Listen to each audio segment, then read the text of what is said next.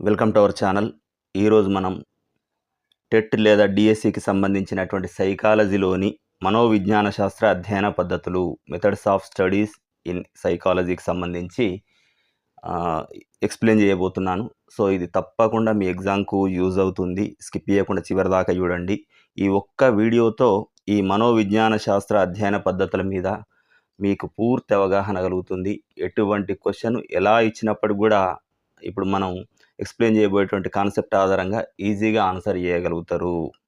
So ఇందులో doubt లేదు. So ఇక్కడ చూడండి, మొదటి పద్ధతులు ఇక్కడ జనరల్గా తీసుకుంటే మనోవిజ్ఞాన శాస్త్రం అంటేనే ప్రవర్తన అధ్యయనం చేసేటువంటి శాస్త్రము. ప్రవర్తనను అధ్యయనం చేసే శాస్త్రం మనోవిజ్ఞాన శాస్త్రం అంటేనే. మరి ప్రవర్తన ఎట్లుంటుంది మనుషుల్లో? రకరకాలుగా ఉంటుంది. మరి వాళ్ళ ప్రవర్తనను అధ్యయనం చేయాలన్నా, తెలుసుకోవాలన్నా, లేదా అవగాహన చేసుకోవాలన్నా, మరి దానికి ఎట్లా అధ్యయనం చేయడం, దాన్ని ఎలా స్టడీ చేయడం అనే దాని గురించి ఎన్నో రకాల ప్రయత్నాలు జరిగినాయి. సో అన్ని రకాల ప్రయత్నాల్లో కొన్ని ముఖ్యమైనటువంటి పద్ధతులు తీసుకోవడం జరిగింది ఫైనల్గా. ఆ ముఖ్యమైనటువంటి పద్ధతుల్లో మనం ఇక్కడ ఒక 4 తీసుకుందాం ఈరోజు. ఒకటి అంతఃపరీక్షణ పద్ధతి, ఇంట్రాస్పెక్షన్ మెథడ్. రెండవది పరిశీలనా పద్ధతి, అబ్జర్వేషన్ మెథడ్. మూడవది ప్రయోగాత్మక పద్ధతి, ఎక్స్పెరిమెంటల్ మెథడ్. నాలుగవది వ్యక్తి అధ్యయన పద్ధతి, కేస్ స్టడీ మెథడ్.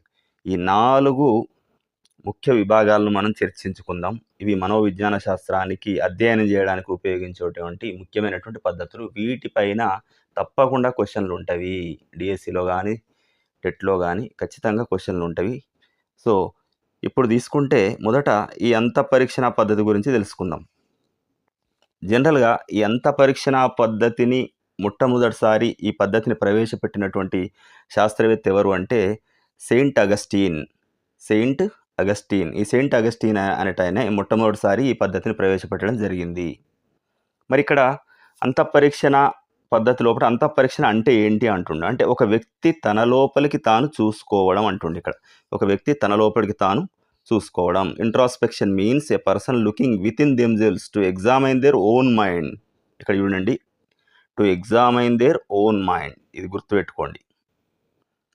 ఎలా అంటే చాలాసార్లు మన లోపల కొన్ని అనుభూతులు కలుగుతుంటాయి. ఆ అనుభూతులు ఎలా కలిగినవి అంటే సంతోషం కావచ్చు, దుఃఖం కావచ్చు, కోపం కావచ్చు, ఏమన్నా కావచ్చు. ఇలాంటి అనుభూతులు కలిగినప్పుడు అవి ఎలా కలుగుతున్నవి అని, ఒక మానసికంగా ఎలా కలుగుతున్నవి అని మనలో మనమే పరీక్షించుకోవడం అంతఃపరీక్షణ అంటుండు. అంటే ఒక వ్యక్తి తన అంతర్గత భావాలను, ఆలోచనలను తనే పరిశీలించి వివరించడము. అంటే the individual absorbs and describes their own internal feelings and thoughts.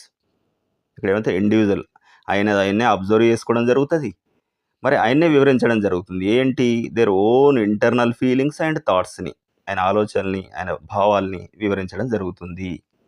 అంటే దీనికి ఒక ఎగ్జాంపుల్ తీసుకుంటే ఏం జరుగుతుందంటే, ఫర్ ఎగ్జాంపుల్ ఒక వ్యక్తి ఎదుటి వ్యక్తి సూదితో గుచ్చాడు అనుకుందాం. ఎదుటి వ్యక్తి సూదితో గుచ్చేసరికి ఒక బాధను అనుభవిస్తాం. ఈ బాధ అనేటువంటి అనుభూతిని మనం అనుభవిస్తున్నట్లు గ్రహించడాన్ని ఇక్కడ అంతఃపరీక్షణం అంటాం. అంటే మరి సరే, ఆ అనుభూతిని మనం రాతపూర్వకంగా చెప్పడం కానీ లేదా నోటి ద్వారా చెప్పడం కానీ జరిగితే దాన్ని ఏమంటారంటే అంతఃపరీక్షణ నివేదిక, ఇంట్రోస్పెక్షన్ రిపోర్ట్ అంటారు. ఇంట్రోస్పెక్షన్ రిపోర్ట్, ఇక్కడ ఇంట్రోస్పెక్షన్ రిపోర్ట్ అంటారు ఇక్కడ. సో ఇక్కడ ఏం జరుగుతుందంటే పరిశీలించేది అతనే, అదే వ్యక్తి, పరిశీలించబడేవాడు అదే వ్యక్తి. ఎందుకంటే ఒక వ్యక్తి తన లోపని భావాలని, అంతర్గతంగా ఉన్నటువంటి భావాల్ని, ఆలోచనలు లేదా అనుభూతుల్ని ఆయన్నే బయటకు చెప్పడం జరుగుతుంది. అంటే ఒక సూది గుచ్చడం వల్ల ఏర్పడ్డటువంటి ఆ బాధ కలిగినప్పుడు ఆయన యొక్క ఫీలింగ్స్ ఏంటి, ఆయన యొక్క ఆలోచనలు ఏంటి అనేది ఆయన్నే చెప్పడం జరుగుతుంది. సో అందుకే ఇక్కడ పరిశీలించేవాడు తనే, పరిశీలించబడేవాడు తనే అనేది ఇక్కడ గుర్తుపెట్టుకోవాలి. ఇక్కడ ఇదే కాకుండా ఊంట్ అనేటువంటి శాస్త్రవేత్త తన ప్రయోగశాల లోపల అంతఃపరీక్షణ పద్ధతిని ఉపయోగించడం జరిగింది. ఎవరు? ఊంట్ అనేటువంటి శాస్త్రవేత్త తన ప్రయోగశాలలో అంతఃపరీక్షణ పద్ధతిని ఉపయోగించాడు. మరి అంతఃపరీక్ష పద్ధతిని ప్రవేశపెట్టిన శాస్త్రవేత్తలు సెయింట్ అగస్టీస్. మరి ఇక్కడ ప్రయోగశాల లోపల ఈ పద్ధతిని ఉపయోగించింది ఎవరు? ఊంట్ ఇక్కడ. సో దీన్ని తీసుకుంటే మరి దీనికి కూడా ఇంకొకటి ఏంటిది ముఖ్యమైనది, ఆయన గ్రహించినటువంటి అనుభవాలను అంటే నోటి ద్వారా గాని, రాతపూర్వకంగా గాని తెలియజేస్తే దాన్నేమని చెప్పినాం? ఇంట్రోస్పెక్షన్ రిపోర్ట్ అంటున్నాం. సో, ఒక వ్యక్తి తన లోపలికి తానే చూసుకొని, తన అనుభూతుల్ని తానే చెప్పడాన్నే ఈ అంతఃపరీక్షణ పద్ధతి అంటారు. సో, దీనికి గూడా ఏమైందంటే కొన్ని లోపాలు గూడా ఉన్నాయి ఇక్కడ. ఏం లోపాలు అంటే, సరే ఎవరైతే చెప్తుండో ఆయన కొన్నిసార్లు కొన్ని విషయాల్ని కరెక్ట్‌గా చెప్పలేకపోవచ్చు. కరెక్ట్‌గా చెప్పలేకపోవచ్చు. సో, దాన్నేమంటారంటే వ్యక్తి నిష్టతతో కూడుకున్నది అని చెప్తుండు. ఎందుకంటే ఆయనేం జెప్తాడు? అది ఆయనకే తెలుసు మనొదిలేది. సో, అక్కడ వ్యక్తినిష్టత అనేది ఉంటది. అంటే సబ్జెక్టివిటీ అనేది తగ్గుతుంది. మరి నిజం కొన్నిసార్లు అటు ఇటుగా డీవియేట్ అయ్యేటువంటి ఛాన్స్ ఉంది అని జెప్పుకోవచ్చు. ఇంకొకటేందంటే భాషా లోపాలనేది ఇంకొక లోపం ఉంటది. భాషా లోపాలంటే ఫర్ ఎగ్జాంపుల్ చిన్న పిల్లలున్నారు. లేదా మందబుద్ధి గలవారు, మూగవాళ్ళు, చెవిటి వాళ్ళు ఇట్లాంటి వాళ్ళు ఉన్నారనుకోండి. సో, వాళ్ళకు ఆ భాష లోపట సరైనటువంటి భాష మీద పట్టు ఉండది. చిన్న పిల్లలకు గాని, మందబుద్ధి వాళ్ళు వీళ్ళకి గాని చెప్పలేరు గాని కరెక్ట్‌గా వ్యక్తం జేయలేరు. వాళ్ళ లోపట అనుభూతుల్ని ఏం జరిగింది, ఎలా జరిగిందని వ్యక్తం జేయలేకపోవచ్చు ఈ భాషా లోపం వల్ల. సో, అదొకటి. రెండవది కొన్నిసార్లు ఎమోషనల్ చేంజెస్ ఉంటాయి. ఈ లాంగ్వేజ్ డిఫెక్ట్స్ ఉండొచ్చు. ఎమోషనల్ చేంజెస్ గూడా ఉండొచ్చు. ఎమోషనల్ చేంజెస్ అంటే ఫర్ ఎగ్జాంపుల్ కోపం వచ్చిందనుకోండి. ఆ కోపం వచ్చినప్పుడు ఆ అనుభూతిని ఎలా మీరు మీ లోపట ఎలాంటి మార్పులు జరిగినాయి కోపం అనేటువంటి అనుభూతి ద్వారా అని చెప్పాల్సొచ్చినప్పుడు, దాన్ని ఆ తర్వాత ఆలోచిస్తే సరిగా మనం ఎక్స్‌పెక్ట్ చేయలేకపోవచ్చు. ఎందుకంటే మామూలు స్థితిలో ఉండి ఆ కోపాన్ని ఊహించడం కష్టం. ఆ కోపంలో ఉన్నప్పుడు వేరు. సో, అంత కరెక్టే చెప్పలేమన్నట్టు. సో, ఈ ఎమోషనల్ చేంజెస్ ఉద్వేగాల్లో గూడా మార్పులు రావడం అనేది జరుగుతది. అయినప్పటికి గూడా దీని లోపట కొన్ని ఉపయోగాలున్నవి. ఫర్ ఎగ్జాంపుల్ ఇతరులతో చెప్పుకోలేని ఏవన్నా ఉన్నాయంటే తనకు తానే వ్యక్తిగతంగా పరిశీలించుకోవచ్చు. అంతర్గతంగా తన లోపట అనుభూతిని తానే పరిశీలించుకొని మరి ఏంది అని తెలుసుకోవచ్చు ఒకటి. ఉపయోగాలు. క్వెషన్ అట్లా అడగొచ్చు. ఈ క్రింది పద్ధతి ఇతరులతో చెప్పుకోలేని మానసిక ప్రక్రియలు ఏవన్నా ఉంటే పరిశీలించుకునే అవకాశం కలిగినటువంటి పద్ధతి ఏది అంటాడది. అంతఃపరీక్షణ పద్ధతి. తనకు తానే చేసుకోవడం. ఇతరులకు రిపోర్ట్ రూపంలో గూడా నోటి ద్వారా గూడా చెప్పడం గూడా జరగొచ్చు. అది. ఇంకొకటేంటిది? ఇది ఎక్కడైనా, ఏ సమయంలోనైనా ఉపయోగించుకోవచ్చు అది. వ్యక్తి తనకు తానే పరిశీలించుకోవడం గనక, అది ఎక్కడ కూర్చున్నా, ఏ సందర్భంలోనైనా ఆయన అనుకున్నాడంటే ఆలోచించుకొని చెప్పొచ్చు. మూడవది, మరి తన లోపట ఉన్నటువంటి కొన్ని లోటుపాట్లేమన్నా ఉంటే దాన్ని సవరించుకొని, తర్వాత తన మూర్తిమత్వాన్ని గూడా డెవలప్ చేసుకునేటువంటి ఛాన్స్ ఉంటుంది. ఇకపోతే అప్పుడప్పుడు ఏం జరుగుతదంటే, మరి ఏ వ్యక్తి గురించి మనం తెలుసుకోవాలని అనుకుంటున్నామో ఆ వ్యక్తి నుంచే మనం సమాచారాన్ని పొందడం జరుగుతది. కాబట్టి సమాచారం ప్రత్యక్షమైంది. డైరెక్ట్‌గా మనకొస్తుంది. సో, ఉపాధ్యాయులకి మరి ఏం లాభం? ఉపాధ్యాయులు ఎంత పరీక్షణ బోధన ద్వారా బోధించేటువంటిది పిల్లలకు అర్థమవుతుందా? లేదా? అనేటువంటి అర్థం చేసుకొని, దాన్ని సవరించుకునేటువంటి అవకాశం ఉంటది. అంటే ఇది ఏమవుతుంది? ఇంట్రాస్పెక్షన్ మెథడ్ లోపట మన చేర్పులు, మార్పులు, బోధనా వ్యూహాలను మార్చుకునే అవకాశం గూడా ఉంటది. ఇంకా దీని లోపట మరి ఆహ్, సో, తన బోధన, అభ్యసన విధానాలకు విద్యార్థులకు అనుగుణంగా మార్చడానికి, వైయక్తిక భేదాలకు అనుగుణంగా మార్చడానికి అవకాశం ఉంటుంది. సో, ఫైనల్‌గా అంతఃపరీక్షణ పద్ధతి అంటే ఏంటిది? ఒక వ్యక్తి తన లోపల తాను జూసుకోవడం అంటే, తనలోని అనుభూతుల్ని తానే ఒకసారి ఆలోచించుకొని, దాన్ని తెలుసుకోవడం అన్నమాట. సో, తన ఆలోచనలు, అంతర్గత భావాలను పరిశీలించి తెలుసుకోవడం ద్వారా అనేక ప్రయోజనాలు ఇక్కడ ఉండడం జరిగింది. మరి ఇక్కడ లిమిట్స్ గూడా ఉన్నాయో అంటుండిక్కడ.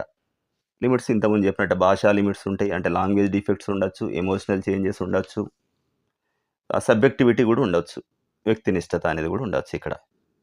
సో, దీన్ని ఇతరులు నిరూపించలేరు అంటుండిది. It cannot be verified or proven by others. ఎందుకంటే ఆ వ్యక్తి అతడే అతని లోపల ఉన్న భావాలను అతనే చెప్తుండు గనక మనం దాన్ని ప్రూవ్ చేయలేం. ఇది తప్పా, ఒప్పా అనేది తెలవదు గనక ఆయన చెప్పిందే ఉంటది గనక అందుకే వ్యక్తినిష్టతో కూడుకుంది అంటున్నాం ఇక్కడ. నెక్స్ట్ పరిశీలనా పద్ధతి. ఇక్కడ పరిశీలనా పద్ధతిని గనక తీసుకుంటే, ఇక్కడ జంతువుల, మానవుల ప్రవర్తనలను జాగ్రత్తగా పరిశీలించడమే ఈ పద్ధతి అని అంటుండు. So, this method involves the careful observation of human and animal behaviour అంటుండు ఇక్కడ. ఇక్కడ తీసుకుంటే ఇక్కడ తీసుకుంటే ఈ పరిశీలన పద్ధతి లోపట పరిశీలన అంటే ఒక ప్రవర్తనను ఉన్నదున్నట్లు గ్రహించడమే పరిశీలన అని చెప్పవచ్చు. అంటే జనరల్‌గా ఒక ఉద్దీపనకు ఒక వ్యక్తి ప్రతిస్పందిస్తాడు. అంటే ఒక ఐస్ క్రీమ్ అనేటువంటి ఉద్దీపన ఉందనుకోండి. దానికి చిన్న పిల్లాడు అట్రాక్ట్ అవుతాడు. సో, లాలాజలం ఆయనకు నీళ్లు ఊరిపోతాయన్నట్టు. సో, ఇది మరి ఐస్ క్రీమ్ అనేది ఉద్దీపన, లాలాజలం స్రవించడం అనేది ప్రతిస్పందన. సో, ఇక్కడేం జరుగుతుందంటే, ఈ పరిశీలన లోపట ఏదో ఒక ఉద్దీపనకు ఒక వ్యక్తి ప్రతిస్పందిస్తున్నప్పుడు, అతడు వ్యక్తం చేసేటువంటి ప్రవర్తనను, లేపోతే ఆ ప్రవర్తన యొక్క అంశాల్ని పరిశీలించడం అనేది జరుగుతదిక్కడ. ఈ పరిశీలించడం లోపట ఏం జరుగుతదంటే, అప్పుడప్పుడు ఎవరైతే పరిశీలన చేస్తుర్రో ఆయన ప్రయోక్త అంటారు. ఆ పరిశీలన చేసే ఆయన ఏమంటారు? ప్రయోక్త అంటారు. సో, ఈ ప్రయోక్త ప్రమేయం గూడా ఉండొచ్చు. దీన్నేమంటారంటే ఈగో ఇన్వాల్వ్‌మెంట్ అంటారు. Ego involvement. అంటే ఈ ఎక్స్‌పెరిమెంటర్ ఎవరైతే ఉన్నారో ఆయన ఈగో ఇన్వాల్వ్‌మెంట్ గూడా ఉంటుంది. ఎందుకు అనంటే, ఆయన పరిశీలిస్తాడు పర్వాలేదు. పరిశీలించినప్పుడు కొన్ని ఆయన అభిప్రాయాలను ఆయన మెంటల్‌గా ఆయనకున్నటువంటి కొన్ని ఓన్‌గా కొన్ని అభిప్రాయాలుంటాయి. సో, ఆ అభిప్రాయాల ప్రకారం గూడా కొంచెం మార్చే అవకాశం ఉంటది. ఆయనకు తెలవకుండానే మార్చే అవకాశం ఉంటది. దాన్ని ఈగో ఇన్వాల్వ్‌మెంట్ అంటారు. అంటే ఈ ఎక్స్‌పెరిమెంట్ చేస్తున్న అతను ఎవరైతే ఉంటారో, తన భావాల్ని లేదా అభిప్రాయాలను గూడా దాని లోపట చొప్పించేటువంటి అంశాలుంటాయి గనక, ఇది గూడా పూర్తిగా ఆబ్జెక్టివిటీ అంటే విషయనిష్టత కలిగి ఉంటుందని చెప్పరాదు. ఇక్కడ గూడా సబ్జెక్టివిటీయే ఉంటది. అంటే అంత పరీక్షల లోపట సబ్జెక్టివిటీయే ఉంటది. ఎందుకంటే ఆయన ఓన్‌గా చెప్తుండు. మనం దాన్ని ప్రూవ్ చేయలేం. మరి నిజమా? అబద్ధమా? మరి ఆయనకు అనుకూలంగా గూడా చెప్పొచ్చు కొన్నిసార్లు. కొన్ని దాచిపెట్టొచ్చు. సో, అక్కడ సబ్జెక్టివిటీ ఆబ్జెక్టివిటీ అంటే విషయనిష్టత అనేది అక్కడ లేదు. ఇక్కడ గూడా పూర్తిగా లేదు. ఎందుకంటే పరిశీలించేటాయన గూడా ఆయన అభిప్రాయాలను ఇలా చొప్పించి మనకు పరిశీలన ఏం జరిగిందనేది చెప్పొచ్చన్నట్టు ఇక్కడ. సరే, ఇక్కడ దీన్ని మరి పరిశీలించేటువంటి ఈ పరిశీలన పద్ధతులు మళ్ళీ 4 రకాలున్నాయని చెప్పుకుంటున్నాం. ఒకటి సహజ పరిశీలన అంటే నేచురలిస్టిక్ అబ్జర్వేషన్ అంటారు. సహజ పరిశీలన నేచురలిస్టిక్ అబ్జర్వేషన్ సహజ పరిశీలన. 2 నియంత్రిత పరిశీలన అంటే కంట్రోల్డ్ అబ్జర్వేషన్ సహజ పరిశీలన, కంట్రోల్డ్ అబ్జర్వేషన్ అంటే నియంత్రిత పరిశీలన మరియు సంచరిత పరిశీలన పార్టిసిపెంట్ అబ్జర్వేషన్. 4వది అసంచరిత పరిశీలన నాన్ పార్టిసిపెంట్ అబ్జర్వేషన్. 4 రకాలుంటది ఈ పరిశీలన. సరే, ఒక్కొక్క పరిశీలన గురించి మనం ఇప్పుడు తెలుసుకుందాం. మొదట ఇక్కడ సహజ పరిశీలన అనేది తీసుకుందాం. జనరల్‌గా సహజ పరిశీలన అనంటే ఏదన్నా సహజంగా జరుగుతున్నటువంటి ఒక సందర్భం లోపట మనం దాన్ని పరిశీలిస్తే దాన్ని సహజ పరిశీలన అంటారు. అంటే ఎగ్జాంపుల్ ఒక గ్రౌండ్ లోపల పిల్లలు ఆడుకోవడం జరుగుతుంది. మనం దూరం నుంచి దాన్ని అబ్జర్వ్ చేయడం సహజంగా జరుగుతున్నటువంటి ఆ సందర్భం లోపట మనం దాన్ని అబ్జర్వ్ చేయడం అనేది సహజ పరిశీలన కిందకొస్తుంది. ఎవరైతే ఆటలాడుకుంటున్న పిల్లలున్నారో వాళ్ళకు తాము పరిశీలించబడుతున్నాం, ఆ టీచర్ పరిశీలిస్తున్నా అనే విషయం తెలియదు. నిజానికి అసలు తెలియకుండా ఉండాలి. అప్పుడే అది సహజ పరిశీలన అవుతుంది. ఇకపోతే నియంత్రిత పరిశీలన. ఎటువంటి నియంత్రణ లేకుండా సహజ వాతావరణంలో పరిశీలించడం అంటుండు. Observing subjects in there natural environment without any interference. మనం ఏమి జోక్యం చేసుకోం. ఇట్లా ఆడుకుంటారో గ్రౌండ్ అట్లే ఆడుకుంటారు. మనం ఇన్వాల్వ్ ఏమి కాకుండా అబ్జర్వ్ చేయడం ఇది. మరి నియంత్రిత పరిశీలన అంటే ఏంటి? సరే, అన్ని సార్లు మరి సహజంగా ఆడుకోవడం అంటే వాళ్ళు ఆడుకుంటారు చూస్తున్నాం. మన అవకాశం కూడా కల్పిస్తాం అనుకోండి. కొన్నిసార్లు మరి వర్షం పడుతున్నప్పుడు కొన్ని విషయాలను గమనించాలనుకుందాం. మరి వర్షం మనం అనుకున్నప్పుడు పడదు గదా! దానికోసం వేచి ఉండాల్సొత్తది. మరి కాలయాపన జరుగుతది. మనకు అనుకూలంగా ఆ సమయం కుదరకపోవచ్చు. మరి ఇట్లాంటి వాటిని కొన్ని కృత్రిమంగా గూడా మనం అట్లాంటి సన్నివేశాలు కల్పించి, ఆ సన్నివేశాల్లో ప్రవర్తన గమనించడం అనేది ఇక్కడ నియంత్రిత పరిశీలన కిందికి వస్తుంది. అంటే కంట్రోల్డ్ అబ్జర్వేషన్. కృత్రిమ పరిస్థితుల్ని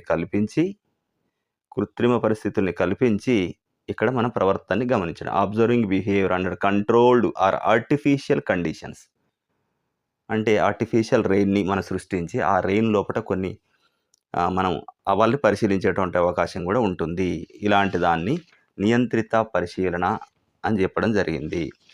మరి ఉదాహరణకి ఇక్కడ గూడా ఒక శరీరానికి దెబ్బ తగిలితే వ్యక్తి ఎట్లా ప్రవర్తిస్తాడో, లేదా ఒక ఓ జంతువు దెబ్బ తగిలితే ఎలా ప్రవర్తిస్తాడో అంటే మనం ఆహ్, అది ఎప్పుడు దెబ్బ తగులుతుందో మనకు తెలది. ఏ సందర్భంలో జరుగుతుందో తెలవదు గనుక కృత్రిమంగా దానికి చిన్న గాయం ఏదన్నా జరిగినప్పుడు మనది అంటే ఆ గాయాన్ని ఏర్పరిచి దాని ప్రవర్తనను పరిశీలించే అవకాశం ఉంటుంది. అంటే ప్రయోగాల కొరకు మాత్రమే ఇది. సో, ఇది పరిశీలన లోపట నియంత్రిత పరిశీలన, కంట్రోల్డ్ అబ్జర్వేషన్ అంటారిది. సహజ పరిశీలనకు అపోజిట్. అంటే నేచురల్ అబ్జర్వేషన్ ఏదైతే ఉందో దానికి అపోజిట్. నెక్స్ట్ సంచరిత పరిశీలన అంటుండే ఇక్కడ. సంచరిత పరిశీలన అంటే పార్టిసిపెంట్ అబ్జర్వేషన్. పార్టిసిపెంట్ అబ్జర్వేషన్ అంటే క్లియర్‌గా ఉంది మనం.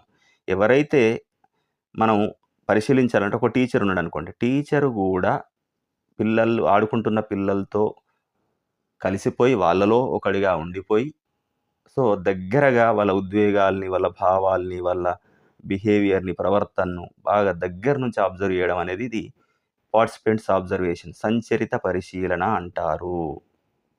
సో, పిల్లలు ఆడుకునేటప్పుడు వాళ్ళతో పాటు దగ్గరగా ఉంటే, దూరంగా ఉండి అబ్జర్వ్ చేయడం అనేది కొన్ని. కానీ దగ్గరగా వాళ్ళలో కలిసిపోయి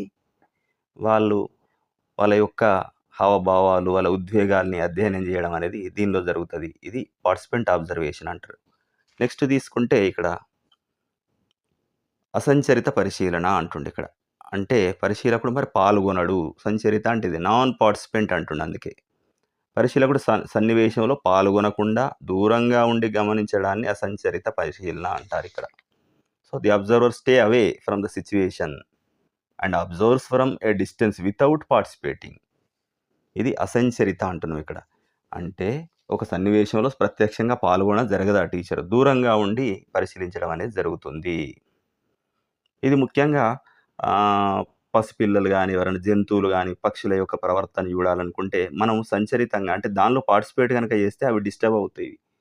సో, అవి డిస్టర్బ్ కాకుండా ఉండాలంటే మనం దూరం నుంచి చేయాలి. దీనికి గెసెల్ అనేటువంటి ఒక మనోవిజ్ఞాన శాస్త్రవేత్త ఎవరు గెసెల్.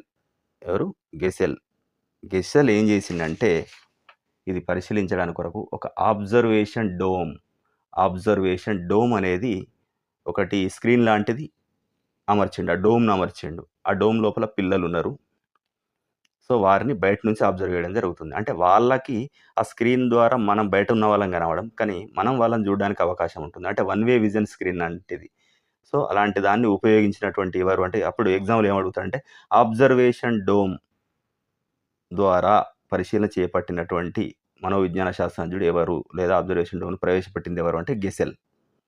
అట్లే పసిపిల్లల, జంతువుల, పక్షుల ప్రవర్తనాంశాలు అధ్యయనం చేయాలనుకున్నప్పుడు ఏ పద్ధతి బాగా ఉపయోగపడుతుందనొచ్చు. అసంచరిత పరిశీలన, నాన్ పార్టిసిపెంట్ అబ్జర్వేషన్ ఉపయోగపడుతుంది. సో, ఇగో ఇది. ఇకపోతే మరి దీనిలో ఉన్నటువంటి లోపాలేంది అనంటే, ఇక్కడ గూడా మళ్ళీ వస్తునిష్టత అనేది లేకపోవచ్చు. ఎందుకంటే పరిశీలించబడే వాళ్ళు సరిగా లేకపోతే వాళ్ళ అభిప్రాయం ప్రకారం గూడా ఒక జడ్జిమెంట్ అనేది ఇయ్యొచ్చు. ఆయన పరిశీలించి వీళ్ళు పిల్లలు ఇట్లా ఆడిర్రు, అట్లా ఆడిర్రు ఇది అని జెప్తే, ఆయనకు నచ్చిన పిల్లవాళ్ళు ఎవరైనా ఉన్నారనుకోండి. సో, వాళ్ళకి అనుకూలంగా ఇచ్చేటువంటి అవకాశం గూడా ఉంటది గనుక ఇక్కడ గూడా వస్తునిష్టత అనేది తక్కువ. ఇకపోతే ఇక్కడ కంట్రోల్డ్ సిట్యుయేషన్‌లో ఉంటుంది. ఇది అసంచరితంగా ఉన్నప్పటికి గూడా ఇక్కడ నియంత్రిత పరిస్థితుల వల్ల ఏమైతదంటే సహజత్వం అనేది కోల్పోయే అవకాశం ఉంటది. అందుకే ఇక్కడ ఎవరైతే అబ్జర్వర్ ఉన్నాడో ఆయనకు మంచి శిక్షణ అనేది ఇవ్వాలి. శిక్షణ లేకుంటే పక్కదారి పట్టే అవకాశం ఉంటుంది. ఇంకా దీనిలో ఉన్నటువంటి లోపం ఏందంటే ప్రమాదాల్లో మొదలైన వాటి ఏవన్నా ఉంటే దాన్ని మనం ఆ సన్నివేశాలను నియంత్రిత సన్నివేశాలు కల్పించి ఫలితాలను పరిశీలించి సాధ్యపడదు అంటుండిక్కడ.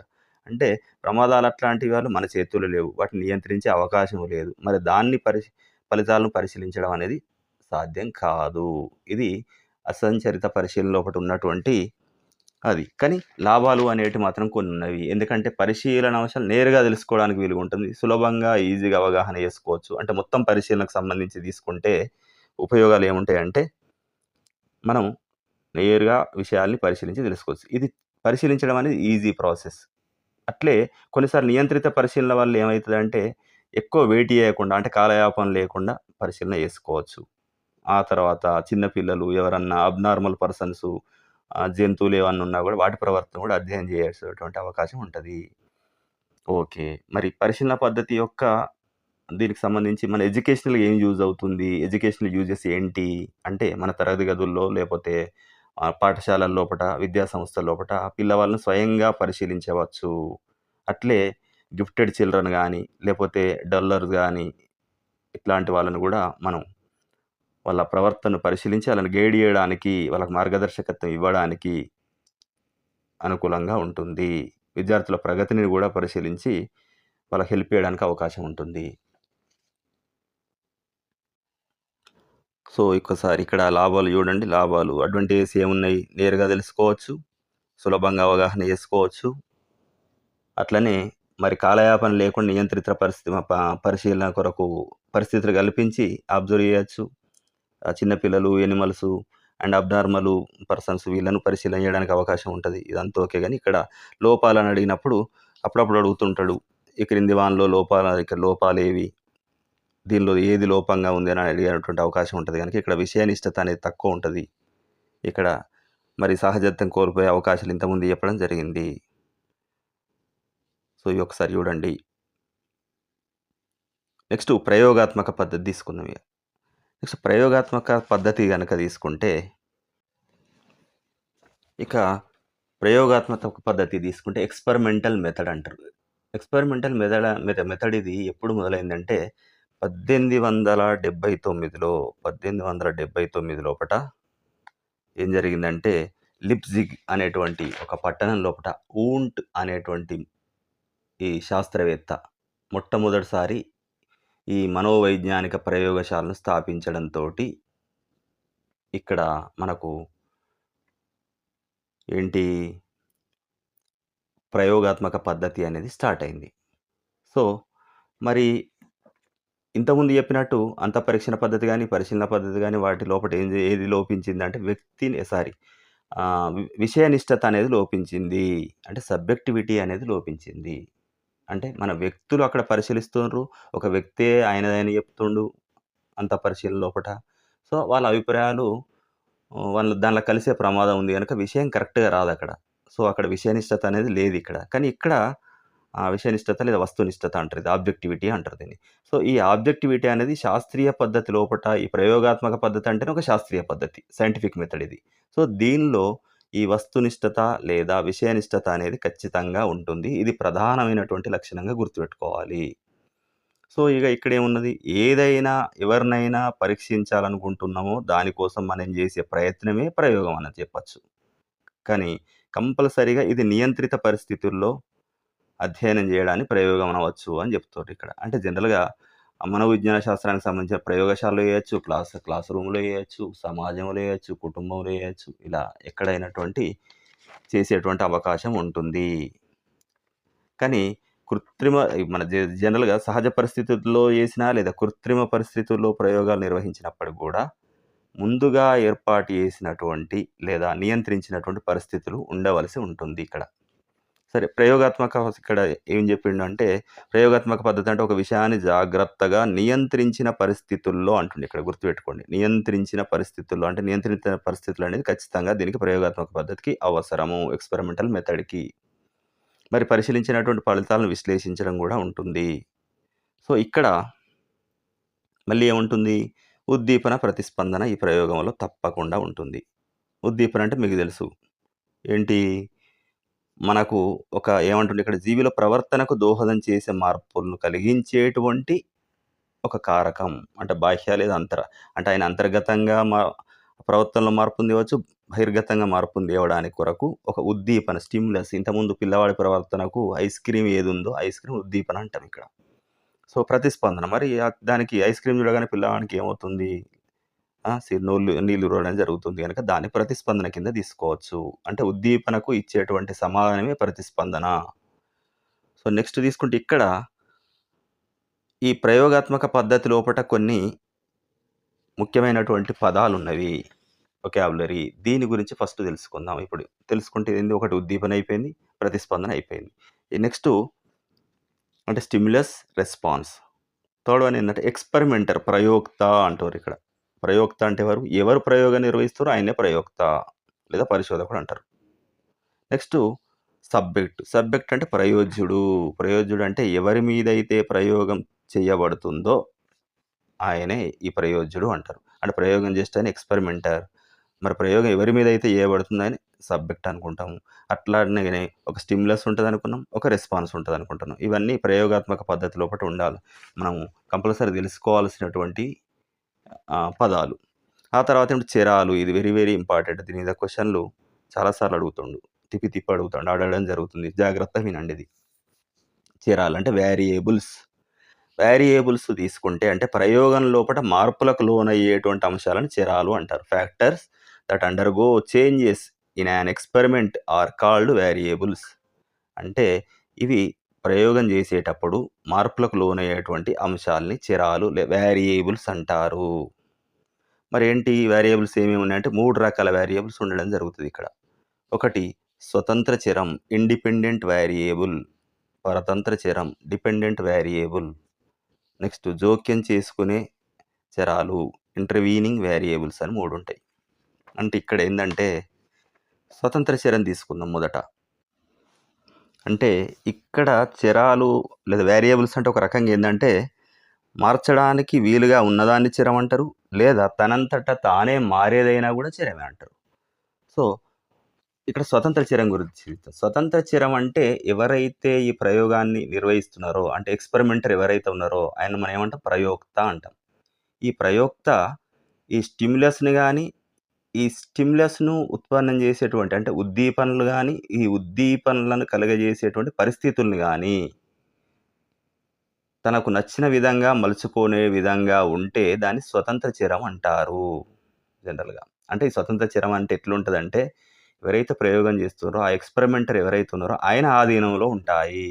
ప్రయోగం చేసేవాని ఆధీనంలో ఉన్నటువంటి చరాలు ఏమన్నా పరిస్థితులు ఉంటావో వాటిని స్వతంత్ర చరాలు అంటారు. అంటే ఆయన మార్చుకోవచ్చు. అంటే ఉద్దీపనలు అనుకుందాం. లేదా ఉద్దీపనను కలుగజేసేటువంటి పరిస్థితులు గాని, ఉద్దీపనను కలుగజేసే పరిస్థితులను గాని ఏమనొచ్చు స్వతంత్ర చరాలు అనొచ్చు. అంటే ఎప్పుడన్నా ఆయన మార్చుకోవచ్చు దాన్ని. మార్చుకోవడానికి అవకాశం ఉన్నటువంటి వాటిని స్వతంత్ర చరం అంటారు. ఇవి ఎక్స్పెరిమెంటర్ ప్రయోక్త ఆధీనంలో ఉండడం జరుగుతది. మరి పరతంత్ర చరం అంటే ఏంటి? పరతంత్ర చరం అంటే ఒక ప్రయోగం చేసేటప్పుడు స్వతంత్రంగా అంటే పరిశోధకుని యొక్క అదుపులో ఉంటే అది స్వతంత్ర చరం అంటారు. దానికి అపోజిట్‌గా తన చేతుల్లో లేని దాన్ని ఈ మొదట స్వతంత్ర చరం ఏదైతే ఉందో ఆ స్వతంత్ర చరానికి వచ్చేటువంటి ప్రతిస్పందనను పరతంత్ర చరం అనడం జరుగుతుంది ఇక్కడ. బాగా అబ్జర్వ్ చేయండి. స్వతంత్ర చరం అంటే ఒక ఉద్దీపన కావచ్చు, లేదా ఉద్దీపనను కలిగించేటువంటి పరిస్థితి కూడా కావచ్చు కొన్నిసార్లు. మరి ఆ ఉద్దీపనకు వచ్చేటువంటి రెస్పాన్స్‌ని మనం ఇక్కడ పరతంత్ర చరం అంటుండు.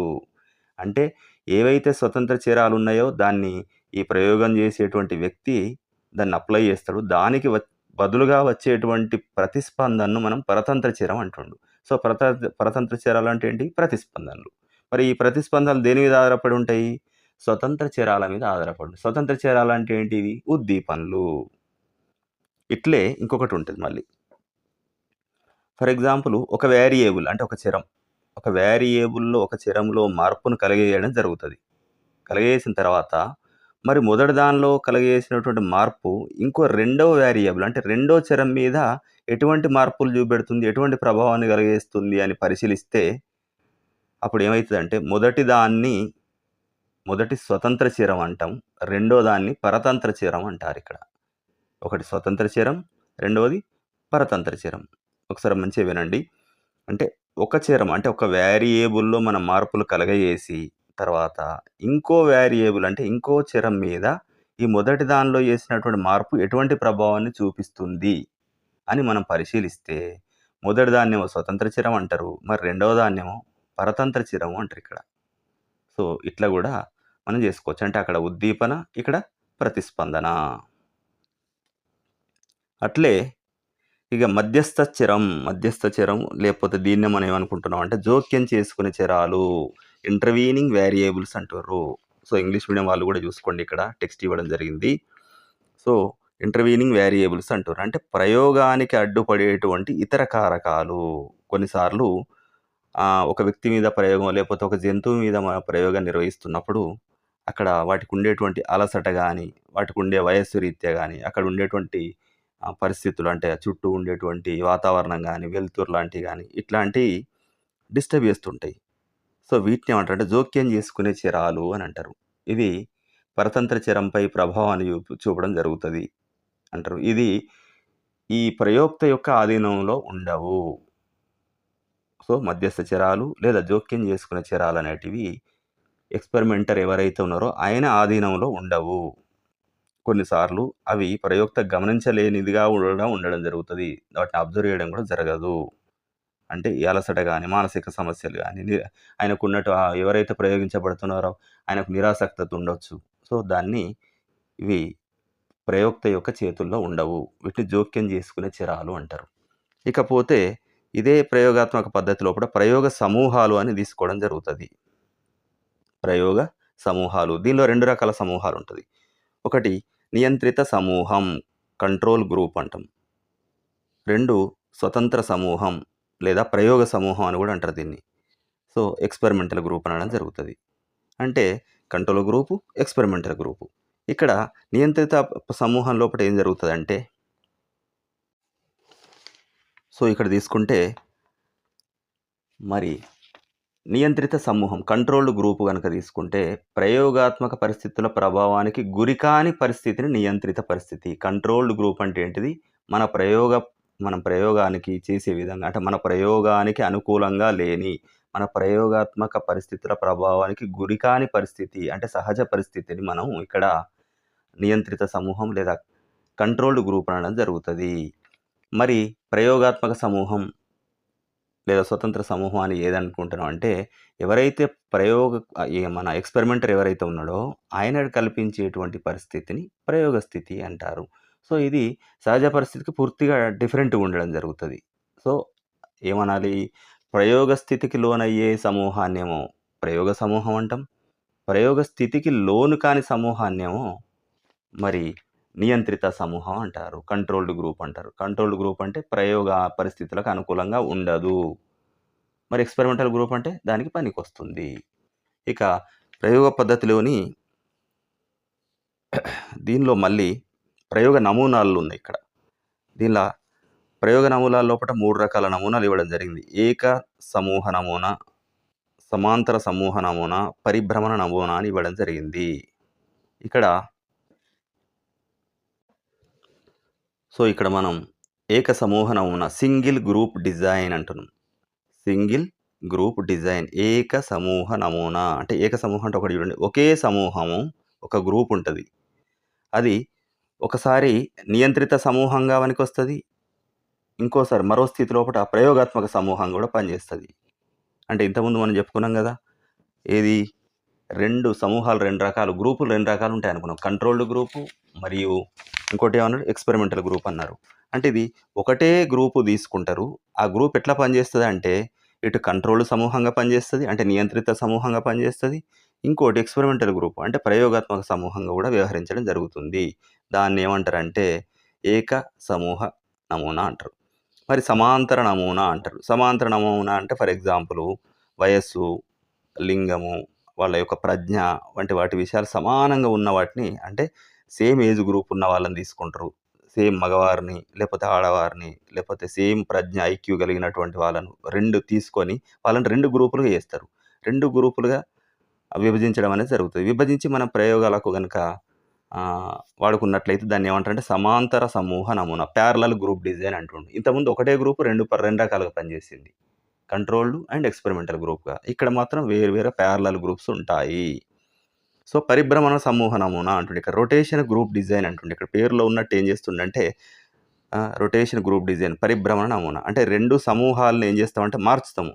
ఒకసారేమో నియంత్రితగా వాడుకుంటాం, రెండోసారి ప్రయోగ పరిస్థితులకు లోన్ చేస్తాం. మళ్ళీ ఈ గ్రూప్ని తీసుకుపోయి ఒకసారి ప్రయోగ పరిస్థితులకు లోన్ చేసిన దాన్ని మళ్ళీ నియంత్రిత పరిస్థితుల్లో కూడా వెళ్దాం. అంటే alternating 2 groups between control and experimental కండిషన్లో ప్రయోగం నిర్వహించడం జరుగుతుంది. దీన్ని రొటేషన్ గ్రూప్ లేదా పరిభ్రమణ నమూనా అనడం జరుగుతుంది. దీనిలో ప్రయోగ పద్ధతి లోపల కొన్ని స్టెప్స్ ఉంటాయి. ఇక్కడ సోపానాలు, స్టెప్స్ ఇన్ ఎక్స్పెరిమెంటల్ తీసుకుంటే ప్రయోగ పద్ధతిలో జనరల్గా మొట్టమొదటిది ఏంటిదంటే సమస్యను గుర్తించడం. మరి గుర్తించిన తర్వాత ఏం చేయాలి? నిర్వచించడం. అంటే ఫస్ట్ ఐడెంటిఫికేషన్, తర్వాత డిఫైన్ చేయాలి. ఆ తర్వాత ఏం చేయాలి? ఆ సమస్య మీద కొన్ని ప్రకల్పనలు రూపొందించడం అంటారు. అంటే ఫార్ములేషన్ ఆఫ్ హైపోథీసిస్, కొన్ని ఊహించాలి మరి ఎట్లా సమస్య పరిష్కారం చేస్తాం అనేది. నెక్స్ట్ టెస్టింగ్ ఆఫ్ హైపోథీసిస్, అంటే ఆ ప్రకల్పనలను పరీక్షించాలి, ఇవి పనికొస్తాయా లేవా అని. తర్వాత కలెక్షన్ ఆఫ్ డేటా అంటే దత్తాంశాలను సేకరించడము. దానికి అనుగుణంగా మరి దాన్ని ప్రూవ్ చేసుకోవడానికి దత్తాంశాలను సేకరించాలి. మళ్ళీ ఏం చేయాలి? సేకరించిన దత్తాంశాలను గణన చేయడం. Calculating the statistical data. Statistical డేటాని క్యాలిక్యులేట్ చేయాలి. ఆ తర్వాత మనం ఫైనల్‌గా ఏం చేయాలి? ఫలితాలను వ్యాఖ్యానించాలి. Interpretation of the results. So, అది కంప్లీట్ అయిపోయిన తర్వాత రిజల్ట్ వచ్చిందాక ఫైనల్‌గా మనం సామాన్యీకరించడం అనేది లాస్ట్ స్టెప్ ఉంటది. దాన్ని జనరలైజేషన్ అంటారు ఇక్కడ. ఒకసారి గుర్తించండి. మొదటి స్టెప్ గుర్తుంచుకోండి. మొదటి స్టెప్పు గుర్తించడం. 2 గుర్తించిన దాన్ని నిర్వచించడం. నిర్వచించిన దాని సమస్య మీద మనం ఊహలు వేయడం, ఊహించడం. అంటే సమస్యలకు పరిష్కారాలు ఊహించడం. ఆ పరిష్కారాలను పరీక్షించి చూడడం. పరీక్షించిన తర్వాత దానికి సపోర్ట్‌గా కొన్ని డేటాని కలెక్ట్ చేయడం, దత్తాంశాలను సేకరించడం. మరి సేకరించిన దత్తాంశాలను కూడా మరి గణన చేయడం, అంటే క్యాలిక్యులేటింగ్ చేయడం, స్టాటిస్టికల్ డేటా రూపం లోపట దాన్ని. ఫైనల్‌గా ఈ రిజల్ట్‌ని ఇంటర్ప్రిట్ చేయడం, అంటే వ్యాఖ్యానించడం. సో, అన్నీ పూర్తయిన తర్వాత జనరలైజేషన్‌గా ఒకటి చెప్పేయడం, సామాన్యీకరించడం అనేది ఉంటదిక్కడ. సో, ఇక్కడ ఈ ప్రయోగాత్మక పద్ధతి లోపట కూడా కొన్ని లోపాలున్నాయి. ఎందుకంటే జంతువుల మీద ప్రయోగాలు చేయడం జరుగుతది. దాన్ని మనుషులకు అన్వయిస్తారు. ఇది కొన్నిసార్లు కుదరకపోవచ్చు. అంటే సరైన పద్ధతి కాకపోవచ్చు. కొన్నిసార్లు ప్రయోగాత్మక పద్ధతి లోపల మొత్తం కృత్రిమ వాతావరణంలోకి ఉంటుంది. మళ్ళీ కొన్ని ప్రవర్తనలుంటాయి. వాటిని ప్రయోగశాలలో ప్రయోగించడం అనేది కుదరదు. ఫర్ ఎగ్జాంపుల్, ఒక యుద్ధం జరుగుతుంది. ఒక విప్లవం జరిగిందన్నాం. సమ్మెలు జరుగుతున్నాయి. ఇట్లాంటి వాటిని ప్రయోగాత్మకంగా వాటిని మనం చేయలేం. ప్రయోగాలు చేయలేం. ఇంకా జోక్యం చేసుకునే చర్యలోనే మూడో రకం వేరియబుల్స్ ఉన్నాయి గదా! ఇంటర్వీను వేరియబుల్స్ అని. వాటిని మనం కంట్రోల్ చేయలేము. అయినప్పటికి గూడా ఇదేందంటే దీనికొక రిలయబిలిటీ అనేది ఉన్నది. వాలిడిటీ అనేది ఉన్నది. అంటే విశ్వసనీయత ఉన్నది. సప్రమాణత అనేది ఎక్కువగా ఉంది. ఇది అడుగుతాడు. సో, ఏ అధ్యయన పద్ధతి లోపల విశ్వసనీయత, రిలయబిలిటీ ఉన్నది. అట్లే వస్తునిష్టత, ఆబ్జెక్టివిటీ అనేది ఉంది అని అడుగుతాడు. సో, ప్రయోగాత్మక పద్ధతికి మాత్రమే అది ఉన్నది. సో, ఖచ్చితంగా విశ్లేషించి చేయొచ్చు. అట్లనే కార్యకారణ సంబంధం, అంటే కాజ్ అండ్ ఎఫెక్ట్ రిలేషన్‌షిప్‌ను మనం ఇక్కడ ఏర్పరచడానికి అవకాశం ఉంది. ఇది దీనివల్ల ఉండేటువంటి లాభాలు. సరే, మరి విద్యాపరంగా ఎడ్యుకేషనల్ యూజెస్ ఏముంది అంటే కొన్ని నియంత్రిత పరిస్థితులల్లా విద్యార్థుల యొక్క ప్రవర్తనని మనం అధ్యయనం చేయొచ్చు. వాళ్ళను అంటే వాళ్ళ యొక్క మూర్తిమత్వం, వాళ్ళకున్న ఐక్యూను, వాళ్ళ మానసిక ఆరోగ్యం ఎట్లుంది, లేకపోతే ఇండివిడ్యువల్ డిఫరెన్సెస్, వైయక్తిక భేదాలు ఎట్లా ఉన్నాయనేది మనం ఈ ప్రయోగాత్మక పద్ధతిలో కూడా మనం అధ్యయనం చేయడానికి అవకాశం ఉంటుంది. ఇక మూడవది తీసుకుంటే వ్యక్తి చరిత్ర పద్ధతి. దీన్ని కేస్ స్టడీ మెథడ్ అంటున్నాం ఇక్కడ. కేస్ స్టడీ మెథడ్ లోపట ఒక వ్యక్తిని లోతుగా పరిశీలించి విశ్లేషించడాన్ని వ్యక్తి చరిత్ర అధ్యయన పద్ధతి అంటారు. దీన్నే చికిత్సా పద్ధతి అని కూడా అంటారు. In depth analysis of a single individual is the case study method. Also noun as clinical method. అంటే దీన్ని క్లినికల్ మెథడ్ అంటున్నాం. కేస్ స్టడీ మెథడ్ అంటున్నాం. మరి ఇక్కడ ఏం చేస్తున్నాం? ఒక వ్యక్తి గురించి లోతుగా పరిశీలించడం అనేది జరుగుతుంది. అంటే ఒక రకంగా ఇది క్లినికల్ మెథడ్ ఎందుకు అంటున్నాం అంటే మానసిక ఆరోగ్య కేంద్రం, మెంటల్ హైజీన్ సెంటర్స్ లోపట జనరల్‌గా చైల్డ్ గైడెన్స్ సెంటర్ లోపట ఈ క్లినికల్ సైకాలజిస్టులు, సైకియాట్రిస్టులు ఈ పద్ధతిని ఎక్కువ వాడడం జరుగుతది. సో, ఉపాధ్యాయులుగా మనం గూడా అది నేర్చుకోవాల్సిన అవసరం ఉంది. అది గూడా మనం గూడా వాడడం జరుగుతుంది. అంటే ఒక వ్యక్తికి ఉన్నటువంటి సమస్యను మొట్టమొదట మనం డయాగ్నైజ్ జేసి, ఆ డయాగ్నోసిస్ తర్వాత మనం దానికి సొల్యూషన్‌లు సూచించేందుకు ఈ పద్ధతి అనేది ఉపయోగపడుతుంది ఓవరాల్‌గా తీసుకుంటే. మరి దీనికి ఏం జేయాలి? ఒక వ్యక్తిని కూలంకషంగా పరిశీలన చేసి సమగ్రంగా కంప్లీట్‌గా అధ్యయనం చేయాల్సి ఉంటుంది. మరి ఎట్లాంటి సమస్యలు దీని కింద వ్యక్తి అధ్యయన పద్ధతుల కింద మనం పరిశీలించడానికి అవకాశం ఉంది అనుకుంటే, ఫర్ ఎగ్జాంపుల్, స్కూల్‌లో పిల్లలు రెగ్యులర్‌గా స్కూలుకు రావడం లేదు. ఇది. ఇంకొకటి ఏంది? స్టీలింగ్, అంటే దొంగతనం చేస్తున్నారు. తర్వాత అగ్రెషన్, దౌర్జన్యం చేస్తున్నారు. తర్వాత పూర్ అకాడమిక్ పెర్ఫార్మన్స్ ఉన్నది. వాళ్ళు సరిగా అకాడమిక్ చదువు లోపట వెనుకబడి ఉన్నారు. తర్వాత యాంగ్జైటీ ఉంది, అంటే వ్యాకులత. తర్వాత షైనెస్ ఉంది పిల్లల లోపట కొంతమందికి, సిగ్గుపడడం. కొంతమందేమో హఠం చేస్తారు, అది చేస్తారు. కొంతమంది లయింగ్, అబద్ధాలు చెప్తుంటారు. కొందరేమో లేట్ కమింగ్ ఉంటారు. ఇట్లాంటి సమస్యలన్నిటికీ కారణాలేంటి అనేది ఒక సమస్యను ఫస్ట్ డయాగ్నైజ్ చేసుకొని, దానికి మొత్తం కూలంకషంగా కంప్లీట్‌గా కొన్ని వివరాలు తీసుకొని, ఆ వ్యక్తికి సంబంధించిన వివరాలు తీసుకొని, దానికి ప్రాబ్లమ్‌కి సొల్యూషన్ చూపెట్టడం అనుకుంది గనక దాన్ని మనం ఏమంటున్నాం అంటే చికిత్సా పద్ధతి, క్లినికల్ మెథడ్ అని అనడం జరుగుతుంది. దీని లోపట మొట్టమొదట మనం ఏం చేస్తామంటే ఈ పద్ధతి లోపట కంపల్సరీ ఆ వ్యక్తి గురించి టోటల్ సమాచారం, పర్సనల్ ఇన్ఫర్మేషన్ ఒకటి తీసుకుంటాం. కుటుంబం ఇన్ఫర్మేషన్ తీసుకుంటాం. అంటే ఫ్యామిలీ ఇన్ఫర్మేషన్ తీసుకుంటాం. ఫ్రెండ్స్ అండ్ పీర్ గ్రూప్‌కి సంబంధించినటువంటి వాళ్ళ అది కూడా తీసుకుంటాం. తర్వాత స్కూల్‌లో ఉన్నటువంటి వాని స్కోలాస్టిక్ అచీవ్‌మెంట్ అంటే విద్యార్థి పాఠశాల లోపల వాని చదువు ఎట్లుంది, విద్యార్థి ప్రగతి ఎట్లుందని తీసుకుంటాం. తర్వాత వారి ప్రవర్తనలో మార్పును గురించి తీసుకోవడం జరుగుతది. ఇట్లా ఇంట్లో గాని, పాఠశాల గాని, ఇతర వేరే చోట్ల కూడా వాని డిసిప్లిన్ అనేది ఎట్లుంది అనేది కూడా చూడడం జరుగుతుంది. వీటన్నిటిని మనం క్షుణ్ణంగా పరిశీలించిన తర్వాత వానికి సొల్యూషన్ అనేది చెప్పడం జరుగుతుంది. సో, దీనిలో గూడా తీసుకుంటే ఏమైతుందంటే మొట్టమొదట తీసుకునేదేంటంటే సమస్య నిర్ధారణ జేయడం. అంటే డయాగ్నోసిస్ స్టేజ్ మొదటుంటుంది. సమస్యను గుర్తించాలి, దాని కారణాలను గుర్తించాలి. అంటే identifying the problem and it's causes. అంటే వాడెందుకు బడికి రోజు లేటొస్తుండు అంటే ఆ కారణాలేంటిది? ఆ ప్రాబ్లమ్ ఫస్ట్ కనుక్కొని, ఇది ఎక్కడ జరుగుతుంది లేటొస్తుండు. అందుకే సరిగ్గా పాఠాన్ని వినలేకపోతుండు. సో, అందుకని మరి దానికి కారణం ఎందుకు లేటవుతుంది అనేది. ఆ తర్వాత ఏం చేస్తాం? మన కుటుంబం గురించి తెలుసుకుంటాం. మన చుట్టూ ఉన్నటువంటి ఫ్రెండ్స్ గురించి తెలుసుకుంటాం. మిగతా ఆయన ఆరోగ్యం, ఆయన విద్యా ప్రగతి అన్నీ చూసిన తర్వాత ఓకే. ఇంటి దగ్గర ప్రాబ్లమా? మరి ఇక్కడ ప్రాబ్లమా? ఏంది అనేది ఒక సమస్యకు నివారణ దశ అంటే క్యూరేటివ్ స్టేజ్ అనేది ఉంటది. దీని ద్వారా మన సూచనలు ఇవ్వడం ద్వారా, చికిత్స ద్వారా సమస్యను పరిష్కరించడం అనేది ఉంటది. సాల్వింగ్ ద ప్రాబ్లమ్ ఇక్కడ జరుగుతది. సో, ఇది ఎవరికి అవసరం అంటే ఇంతకుముందు చెప్పడం జరిగింది. సో, ఇది దేనికి సంబంధించినటువంటిది అంటే ఇంతకుముందు చెప్పినటువంటి వ్యక్తిగత అధ్యయన పద్ధతి. దీన్ని ఇంగ్లీష్‌లో కేస్ స్టడీ అనడం జరుగుతుంది. మరి దీనిలో కొన్ని లోపాలు గూడా ఉన్నవి. ఈ కేస్ స్టడీ ఏందంటే ఇది మరి సమగ్ర విచారణ చేయాలా, కూలంకషంగా చేయాలి. ఇల్లు, బయట ఇల్లు, వాని ఫ్రెండ్సు, వాని స్కూల్ రికార్డు, వాని డిసిప్లిన్ ఇవన్నీ గమనించాలంటే దీనికి చాలా కష్టంతో కూడుకున్నటువంటి పని. దీనికి కరెక్ట్ శిక్షణ అవసరము. ఇంకోటేంది మళ్ళా సబ్జెక్టివిటీ అనేది ఇక్కడేముందంటే ఈ పద్ధతి వ్యక్తినిష్టత ఎక్కువుంటది. వ్యక్తినిష్టత ఎక్కువుంటుందంటే మనం గూడా వాని మీద కొన్ని అభిప్రాయాలుండొచ్చు మొదలే. ఇది పరిశీలన కంటే ముందే. సో, మన అభిప్రాయాలు ఉంటే ఒప్పించే అవకాశం ఉంటది. అంటే రియల్‌గా ఉన్నటువంటి ఫ్యాక్ట్స్ రాకపోవచ్చు. కొంచెం టైమ్ టేకింగ్ ప్రాసెస్ ఇది. సుదీర్ఘమైనటువంటి కాలయాపన ఉంటది. ఇట్లా అడగొచ్చు ఎగ్జామ్‌లో. మరి కాలయాపన అధికంగా ఉండేటువంటి పద్ధతి ఏమిటి అని అడుగుతాడిట్లా. అట్లా దానికి మనం ఆన్సర్ ఇయ్యాల్సుంటది. మరి లాభాలేమున్నది? పిల్లల సమస్యలకు, విద్యార్థి సమస్యలకు పరిష్కారం కనుక్కోవచ్చు. పిల్లల లోపల క్రమశిక్షణను పెంపొందించొచ్చు. కారణాలు కనుక్కొని దానికి సొల్యూషన్ ఇవ్వడం ద్వారా. సో, పాఠశాలకును వాళ్ళ ఇంటికి ఒక కమ్యూనికేషన్ అనేది క్రియేట్ చేయొచ్చు. దాని ద్వారా పిల్లల ప్రగతికి తోడ్పడతది. ప్లస్ పిల్లల యొక్క మూర్తిమత్వాన్ని అంటే పర్సనాలిటీని కంప్లీట్‌గా అవగాహన చేసుకొని వాళ్ళ అభివృద్ధి కోసం చేయొచ్చు. సో, ఇది గాకుండా ఇంకా కొన్ని అదర్ స్టడీ మెథడ్స్ అంటే ఇతర అధ్యయనాలు గూడా కొన్ని ఉన్నాయి పిల్లల గురించి. అంటే పైన చెప్పినవే గాకుండా సామాన్య పరిస్థితులల్లో గూడా పిల్లల్ని అధ్యయనం జేయడానికి కొరకు చైల్డ్ స్టడీ టెక్నిక్స్ అనేటివి కొన్ని ఉపయోగించడం జరుగుతుంది.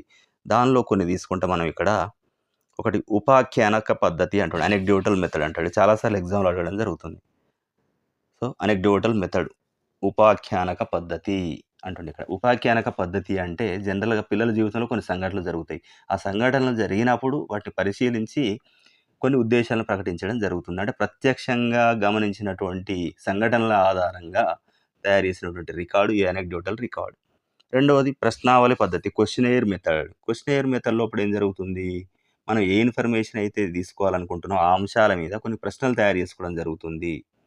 ఆ ప్రశ్నలకు ఎవరైతే మనం ఎవరి మీద అయితే మనం ప్రయోగం నిర్వహిస్తున్నామో వాడిని సబ్జెక్ట్ అంటే ప్రయోజ్యుడు. ఏమంటారు ఆయనని? సబ్జెక్ట్ ప్రయోజ్యుడు ఉంటాడు.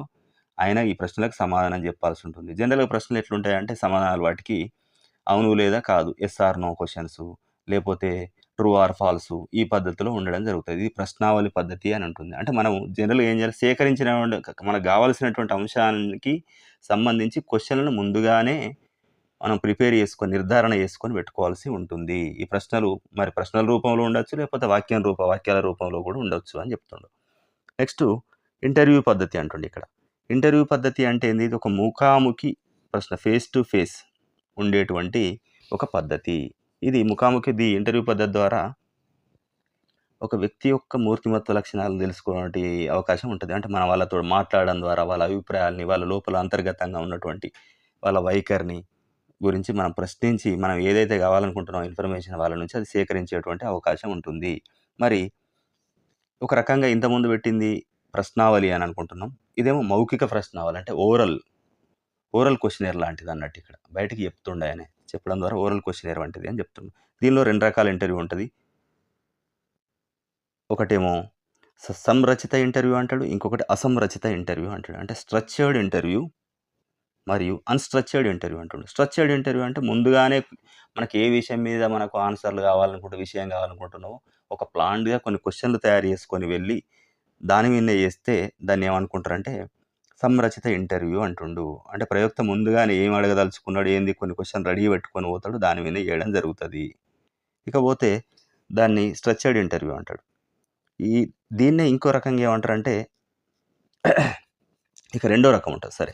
రెండో రకం ఇంటర్వ్యూలో ఏమంటారంటే సమయానుకూలంగా ప్రశ్నలు వేస్తారు. అంటే ముందుగా కొన్ని క్వెషన్‌లు జనరల్‌గా ఏం అడగాలా అని ఒక ప్లాన్డ్‌గా పోయినప్పుడు గూడా అక్కడ ఎదుటి వ్యక్తి రెస్పాండ్ అయ్యే విధానాన్ని బట్టి ఇక్కడ మళ్ళీ క్వెషన్‌లు మారుతా ఉంటాయి అన్నట్టు.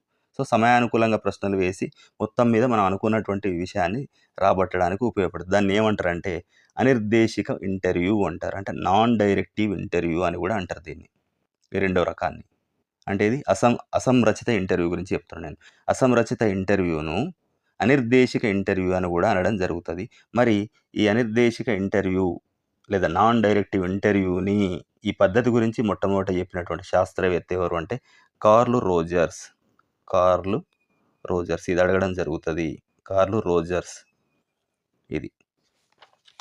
దీంతో పాటు నెక్స్ట్ వచ్చేటి ఏముందంటే ప్రక్షేపక విధానాలు గూడా ఉన్నాయి కొన్ని. ప్రక్షేపక విధానాలు అంటే మనం చెప్పుకున్నాం. రోషాకి ఇంకుమరకల టెస్ట్ అనేది ఒకటుంటది. అంటే ఒక వ్యక్తి లోపట అచేతనంలో దాగి ఉన్నటువంటి ఆయన ఫీలింగ్స్‌ని గూడా బయటకు తీసుకురావడానికి ఈ ప్రక్షేపక విధానాలు అనేటివి జరుగుతవి. వీటిని గూడా వాడడం జరుగుతది. తర్వాత వాడేదేంటే సాంఘిక మిస్తి అంటే సోషియోమెట్రీ. అంటే ఇంతకుముందు వాడింది ప్రక్షేపక విధానాలు అంటే ప్రొజెక్షన్ మెథడ్స్. మరి ఇప్పుడు సోషియోమెట్రీ అంటే సాంఘిక మితి. ఈ సాంఘిక మితి అంటే ఏం లేదు. ఒక సమాజం లోపట ఒక వ్యక్తి పట్ల ఆ సమాజంలో ఉన్నటువంటి ఇతర వ్యక్తుల యొక్క అభిప్రాయాలు ఎట్లున్నాయి, ఆయనతోటి ఇతర వ్యక్తులతో ఈయనకున్నటువంటి సంబంధాలు ఎలా ఉన్నాయనేది తెలుసుకుంటే దీన్నే సాంఘిక మితి సోషియోమెట్రీ అంటారు. మరి ఈ పద్ధతిని రూపొందించిన వాళ్ళు ఎవరు అంటే JL Moreno. JL Moreno. JL Moreno అనేటువంటి శాస్త్రవేత్త ఈ సోషియోమెట్రీ అనేటువంటి దాన్ని తీసుకురావడం జరిగింది. మరి దీనిలో ఏమున్నది? ఒక వ్యక్తి ఉన్నాడు. ఒక సమూహంలో, ఒక సమాజం లోపట ఒక వ్యక్తిని చాలామంది ఎక్కువ మంది ఇష్టపడే వ్యక్తి ఉన్నాడు. ఒక వ్యక్తిని ఎవరూ ఇష్టపడరు. ఈ ఎక్కువ మంది ఇష్టపడే వ్యక్తిని ఏమంటారంటే స్టార్ అంటారు. మరి ఎవరు ఇష్టపడిన వ్యక్తి ఏమంటాడు? ఏకాకి, ఐసోలేట్ అంటారు. ఏకాకి ఎవరు ఇష్టపడిన వాడిని ఐసోలేట్ అంటారు. ఎక్కువ మంది ఇష్టపడే వాడిని స్టార్ అంటారు. సో, ఈ విధంగా మనం ఏం చూస్తున్నాం? ఇంతకుముందు చేసినటువంటి 4 రకాల అధ్యయన పద్ధతులే గాకుండా అదనంగా ఈ ఉపాఖ్యానక పద్ధతి అనెక్డోటల్ మెథడ్, ప్రశ్నావళి క్వెషనియర్ మెథడ్, ఇంటర్వ్యూ మెథడ్ మరియు ఈ సోషియోమెట్రీ సాంఘిక మితి అనే వాటిని కూడా ఉపయోగించడం జరుగుతుంది. మరి ఓవరాల్‌గా ఈ మనోవిజ్ఞాన శాస్త్రానికి సంబంధించినటువంటి ఈ అధ్యయన పద్ధతుల ద్వారా ఉన్నటువంటి ఉపయోగాలు ఏమంటుండు? అంటే విద్యార్థుల యొక్క పెరుగుదల, వికాసం గురించి అవగాహన కల్పిస్తది. మన బోధనా అభ్యసన సమయం లోపట మన అనువైనటువంటి స్ట్రాటజీ సెలెక్ట్ చేసుకోవడానికి పనిచేస్తది. పిల్లల వైయక్తిక భేదాలను గుర్తించి వాళ్ళకి అనుగుణంగా బోధించడానికి పనిచేస్తది. సో, ఈ విధంగా కొన్ని సమస్యలకు పరిష్కారాలు చేసుకోవచ్చు. ఇలాంటి లాభాలే ఉంటాయి. వీటితో పాటు విద్యార్థి గురించి అవగాహన చేసుకోవచ్చు. మరి టెక్స్ట్ బుక్స్ ఎలా ఉండాలి అనేది చేసుకోవచ్చు. మన టీచింగ్ మెథడ్స్ బోధనా పద్ధతిని ఎట్లా మార్చుకోవడానికి అవకాశం ఉంటది. పిల్లల్లో డిసిప్లిన్ పెంచడానికి అవకాశం ఉంటది. టైమ్ టేబుల్‌లో గూడా మనం ఏది కష్టతరమైన సబ్జెక్టు, ఏది ఎట్లున్నది పిల్లల సైకాలజీకి అనుగుణంగా చేంజ్ చేసుకోవచ్చు.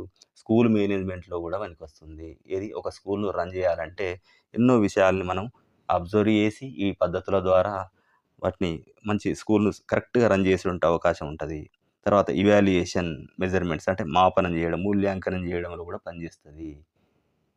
సో, పిల్లల ప్రవర్తన సమస్యలు, ఆ మానసిక సమస్యలు, వైయక్తిక భేదాలు ఇవన్నిటిని తెలుసుకొని వాళ్ళకు ఒక మార్గదర్శకం మంత్రం ఇవ్వడానికి, ఒక మంచి అభ్యసన వాతావరణం కల్పించడానికి, మరియు దృశ్య శ్రవణ పరికరాలను ఉపయోగించడానికి, మంచి ప్రేరణ పద్ధతులు ఉపయోగించి పిల్లలు తమ గురించి లేదు ఉపాధ్యాయులు కూడా తమ గురించి తాము తెలుసుకోవడానికి అంతా పరీక్షలాగా.